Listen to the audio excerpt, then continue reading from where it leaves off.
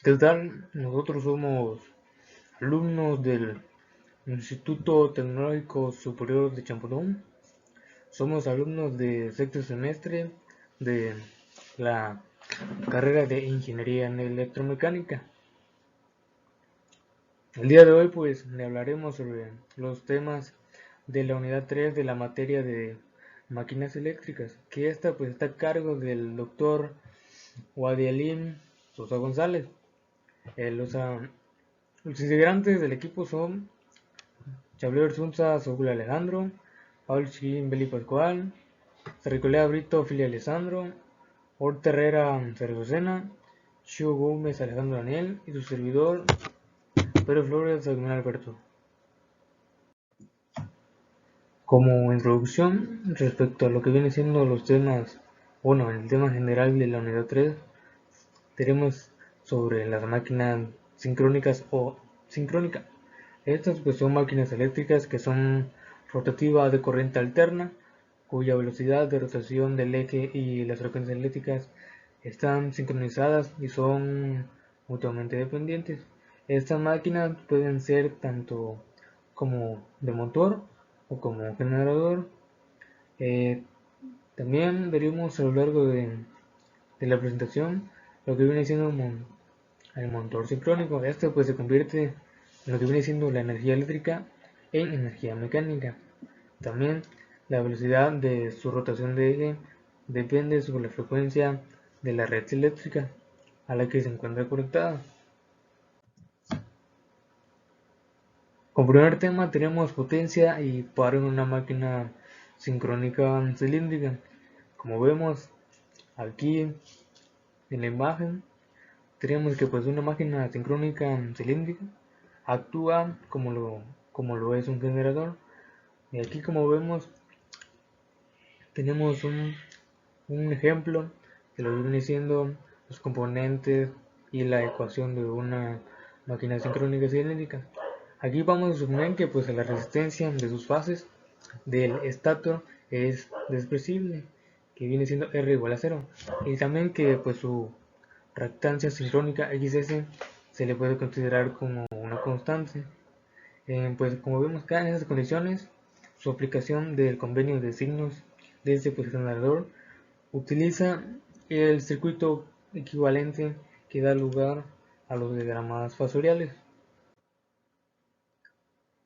Como vemos aquí, pues ya cuando ya está la ecuación hecha en un diagrama fasorial de tensión, hace referencia a este pues, tipo de diagrama. Aquí vemos las diferentes fórmulas, que sea B igual a B en 0, I igual a menos phi, E a la 0 igual a E a la 0, y en la otra operación tenemos I es igual a E a la 0, ds menos B entre jxs, que este va a ser igual a E a la 0 coseno de ds menos B más j es 0, seno de jxs. También pues tenemos que las conjugadas de estas cocientes de dos números que son complejos son iguales al cociente de su conjugada. Aquí ya tenemos un poquito, bueno, la fórmula o operación, como quieran llamarle, de dichos números complejos de la cociente. Aquí ya está derivada, que viene siendo e a la 0 coseno de s menos b, más j de seno de s menos jxs. Luego tenemos que viene siendo, por así decirse, la fórmula de lo que viene siendo la potencia compleja S, la cual se puede obtener de la siguiente manera, como vemos acá en la imagen, que dice S es igual a P más JQ de 3B y aquí ya está un poquito más explícita lo que viene siendo la fórmula, que viene siendo de S igual a 3B, E0 coseno de S menos B, menos J seno de S, todo esto va dividido entre JXS, que esto nos da un igual de 3BE a la 0 entre XS seno de S más J por 3B a la 0 entre XS coseno de S menos 3B elevado al cuadrado entre XS. Como vimos acá en la fórmula, al separar sus partes reales e imaginarias de esta ecuación que vimos anteriormente, se pueden llegar a ver pues la siguiente expresión de potencia. que son la activa y la reactiva. La activa es P y la reactiva es Q, de lo que viene siendo una máquina sincrónica cilíndrica. Y como vemos aquí en la imagen ya las expresiones de esa potencia en la P, que es la activa, tenemos esta que es 3b a la 0 entre x seno de s, que esta es la que pusimos anteriormente en la ecuación añadida. La otra es la Q, y es 3b entre x el coseno s menos 3b al cuadrado de b, que es la que de xs, que es la que pusimos acá también en la ecuación, ya todo junto. Lo que viene siendo el primer término que vimos acá, nos dice que el signo igual en esta fórmula es la potencia reactiva total. También pues la potencia es generada en lo que viene siendo la máquina. Y en el segundo término, también en el segundo término vemos que es la potencia reactiva. Y esta potencia reactiva es lo que la máquina consume por el funcionamiento que da. De mi parte, eso ha sido todo. Bueno, pues continuando, la diferencia entre estos dos términos es la potencia reactiva de la máquina síncrona que suministra al exterior. Y bueno, pues la potencia reactiva es una medida de la energía eléctrica que no va a realizar ningún trabajo útil, sino que este va a utilizar para mantener campos eléctricos y magnéticos en los circuitos eléctricos. La potencia reactiva se va a medir en voltiamperios reactivos, o bien son mejor conocidos como lo que es el var, y se denota por el símbolo Q. De la relación se deduce que en una máquina síncrona de rotor cilíndrico la potencia reactiva tiene, pues esos signos, que le genera potencia reactiva si se verifica que E es igual a 0, cos de delta. La máquina consume potencia reactiva si se verifica que E0 cos menor B, es decir, el hecho de que la proyección de E0 sobre B sea mayor o menor que B, determinar que se genere o se consuma potencia reactiva Q respectivamente. Obtener la regulación de voltaje a diversos factores de potencia ajustando la corriente de campo. El factor de potencia va a ser lo que es la relación existente entre la potencia aparente y lo que es la potencia activa, tratando siempre de que la potencia activa se acerque lo más posible a lo que es la potencia aparente. Es decir, que a mayor potencia activa y menor potencia reactiva tendremos un factor de potencia más cercano a 1, o bien el ideal. Ahora, ¿qué es el factor de potencia? El factor de potencia va a ser una medida de la eficiencia en el uso de la energía eléctrica en lo que es un circuito eléctrico. Se va a definir como la relación entre la potencia activa y la potencia aparente que va a circular en el circuito. Este factor de potencia se denota por el símbolo PF y se expresa como un número entre 0 y 1, o como un porcentaje bien entre 0% y 100%. La potencia activa va a ser la cantidad de energía eléctrica que se va a convertir en trabajo útil, como pues la iluminación, la calefacción o la relación de tareas mecánicas. Y este se va a medir en vatios, dado por la sigla W, y se va a denotar por el símbolo P. La potencia aparente va a ser también la cantidad total de energía eléctrica que va a fluir en el circuito, incluyendo la potencia activa y la potencia reactiva. Y esto se va a medir por voltiamperios, VA, y se denota por el símbolo S. Un factor de potencia bajo va a indicar que hay una cantidad significativa de potencia reactiva en el circuito. lo que significa que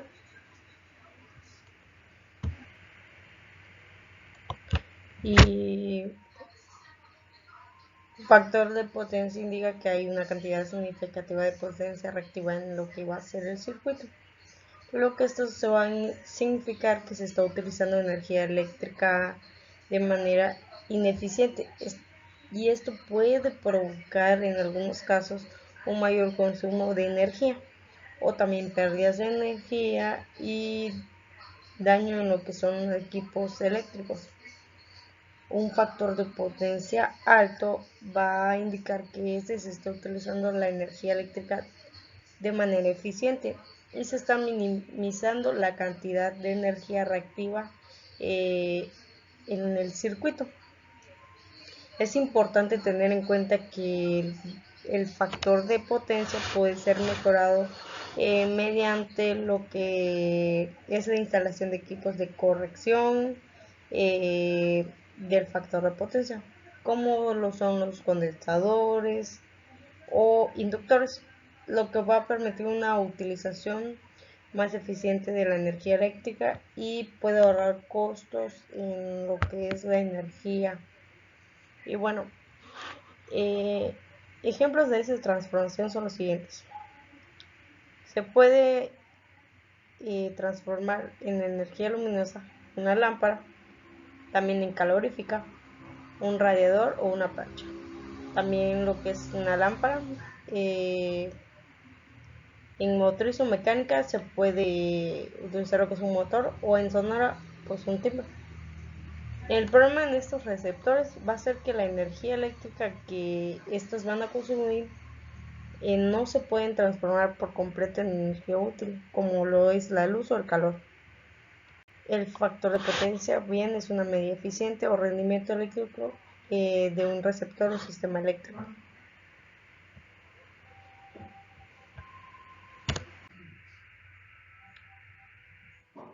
Y bien, ahí tenemos que una imagen, y aquí nos da un ejemplo de, imaginemos un motor eléctrico, como ahí lo vemos en lo que es la imagen.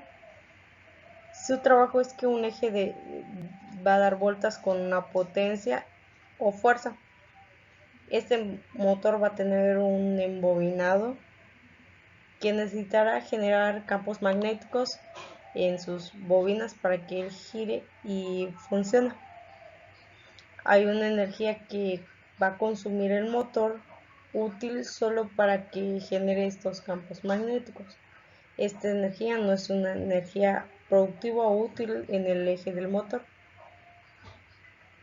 Realmente aquí solamente se va a generar un campo magnético en lo que es el embobinado, por lo tanto esta energía no produce un trabajo productivo o uno real en lo que va a ser el motor. ¿Y dónde se va a perder esa energía eléctrica en lo que es el motor y el embobinado? Bueno, la energía eléctrica que se va a perder en los receptores, se va a perder por culpa de lo que es las bobinas, que es más bien estas son los hilos de cobre enrollados y que algunos receptores llevan, que son necesarios para que funcionen, como por ejemplo el bobinado de un motor. Esto hace un embobinado. Bueno, buenas tardes, soy Alejandro Anillo Gómez y mi parte va a ser explicar lo que es el cálculo del factor de potencia.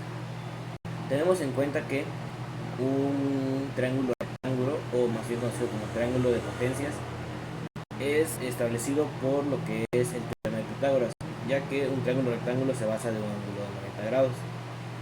Teniendo en cuenta que la fórmula para calcular los parámetros de un triángulo rectángulo sería la hipotenusa es igual a la suma de los catetos al cuadrado con su raíz cuadrada. Y aquí se plasmaría de la misma manera, solo que nosotros utilizamos como referencias PA, Q y S. En este caso tenemos que calcular el factor de potencia, que es plasmado como coseno de phi. Tenemos que el coseno de phi va a ser igual al factor de potencia. Y para calcular el coseno de phi tenemos dos fórmulas, que son dependientemente de lo que es la hipotenusa y el cateto adyacente. Son dos fórmulas que varían dependiendo a qué valores nosotros tengamos al momento de realizar nuestro ejercicio. Tenemos lo que es el coseno de phi es igual a cateto adyacente sobre hipotenusa, o más bien la hipotenusa entre la suma de los catetos al cuadrado la suma de los catetos al cuadrado con su respectiva raíz cuadrada. O si se nos presenta, podemos agarrar la de coseno de phi, que es igual a la cateto adyacente entre la hipotenusa, o que va a ser igual al cateto adyacente entre U por I, que en este caso es la corriente y el ángulo. Mi nombre es Saúl, vengo a exponer el cálculo de capacitores para corregir el factor de potencia, o un banco de capacitores como comúnmente lo conocemos. Esta es la forma teórica, porque en la forma práctica podemos medir el voltaje de con cuánto voltaje estamos iniciando y cuánto es el voltaje que tenemos al final de nuestra línea. Y ya dependiendo, si tenemos un 85% hacia arriba, es un buen factor de potencia, y si tenemos de 85% hacia abajo, ya es una pérdida, y por eso tenemos que ver la forma de corregir este factor. Aquí se los voy a explicar teóricamente. Es un triángulo rectángulo en el cual lo que vamos a buscar es reducir el ángulo. En este caso el ángulo está mostrado como phi. Tenemos que el ángulo inicial es phi primo, que es el ángulo inicial. De ahí, si nos fijamos en el triángulo azul, tenemos phi, que es el ángulo final ya corregido, y vemos una pequeña reducción de Q, que es la potencia inicial, la potencia reactiva que tenemos. Y si nos fijamos, vemos cómo tenemos en el triángulo rectángulo que la potencia reactiva inicial, o sea Q', es más grande, mientras que la potencia reactiva corregida, Q, es más pequeña. O sea que mientras más pequeño el ángulo, mejor va a estar corregido el factor de potencia.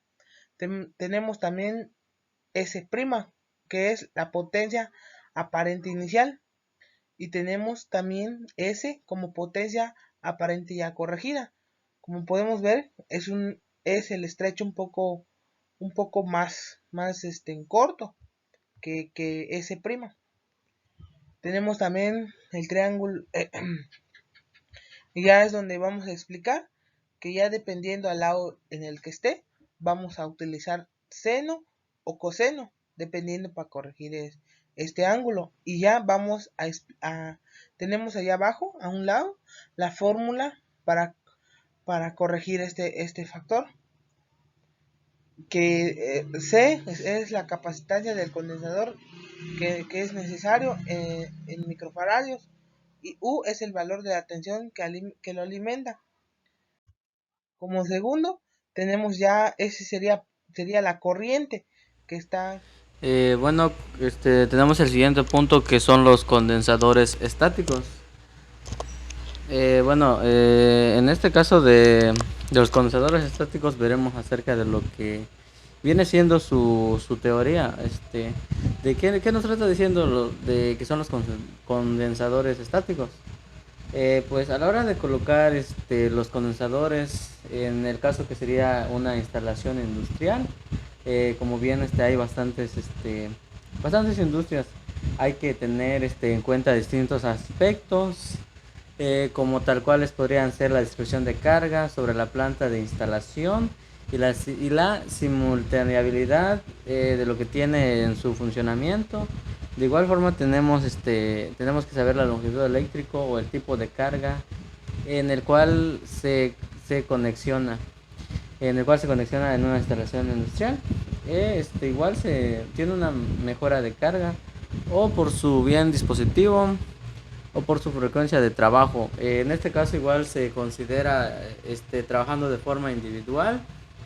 En el caso de las instalaciones industriales, que ese es en el cual se va enfocado, como por ejemplo, por decir así, igual entonces se puede hacer una mejora del factor de potencias. En este caso es llamada compensación individual. Igual se utiliza este tipo de compensación si en un dado caso la longitud del circuito de alimentación es en un debido tamaño muy considerado. Esto trae una desventaja, la verdad, que se podría encontrar en que se necesitan muy diversas capacidades. En cada motor podríamos decir que tiene desventajas. Para concluir, pues hemos visto los diferentes puntos de lo que trata el tema dado ya expuesto por yo y mis otros compañeros.